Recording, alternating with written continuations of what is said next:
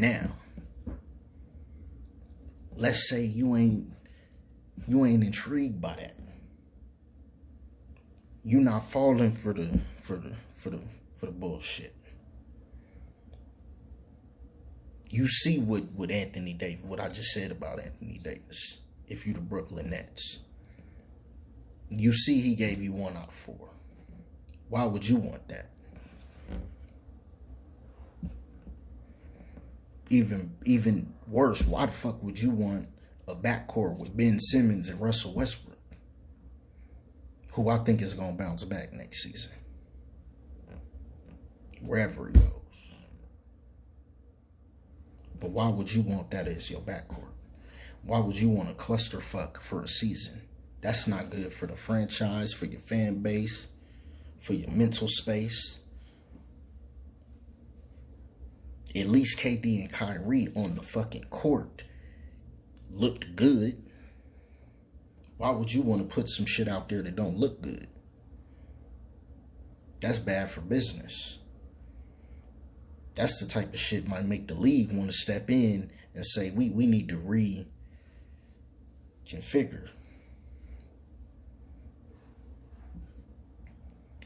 But let's say you're not interested in what the Lakers got to offer.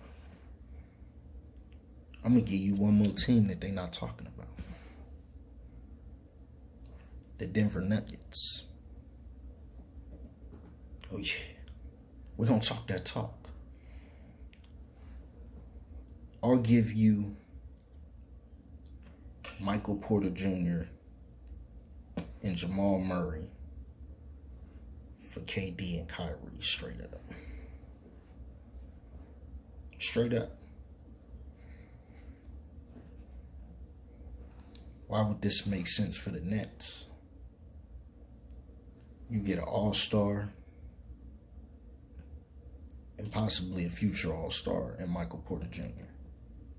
2 young players that have proven they, if nothing else, that they can play. Now, they both coming off of injuries, but at least they want to play for you. You sitting on 2 guys that don't even want to play for you. 3 guys, really, because you don't know what the fuck Ben Simmons doing. He cooling with me. He cooling like I'm cooling. But that would be, you want to talk about a unit on the court? Now, let's say you still do the Utah deal. Now it's a problem. Now you got Jamal Murray and Spider Mitchell is your backcourt. You seen what they did to each other in the bubble. He dropped 50, I'm dropping 50. He dropping 40, I'm dropping 40. Dancing on each other. Imagine them two. You want to talk, you thought Kyrie and KD was a good motherfucking duo? Bro, you put Spider,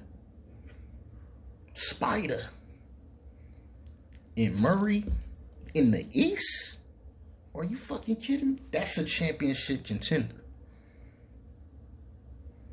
That's a championship contender.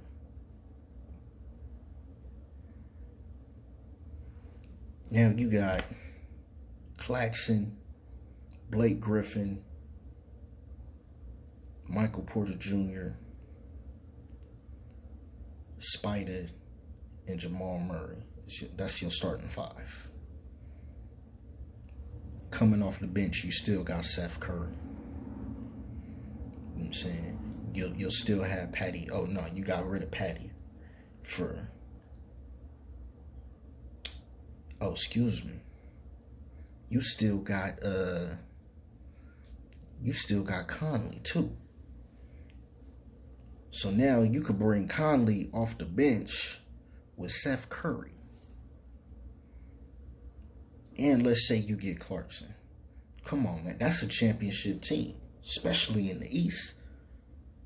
That's a 1 seed. I'm putting them above Milwaukee. I'm putting them above, who else? I'm putting them above Miami. They'll be neck and neck with the Celtics. That's for sure a top 3 team in the East.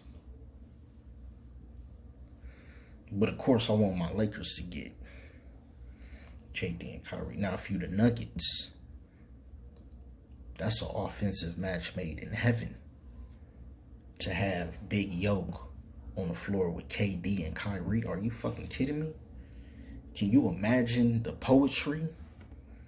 Yoke running the break, dishing no-look passes, Kyrie catching it, throwing it off the... Come on. You know KD like to catch it in certain... catch it on that little post. Yoke could be diming it to him perfectly every time. It'd be fucking unstable. You want to talk about a pick and roll, pick and pop? That shit would be unguardable. That shit would be unguardable.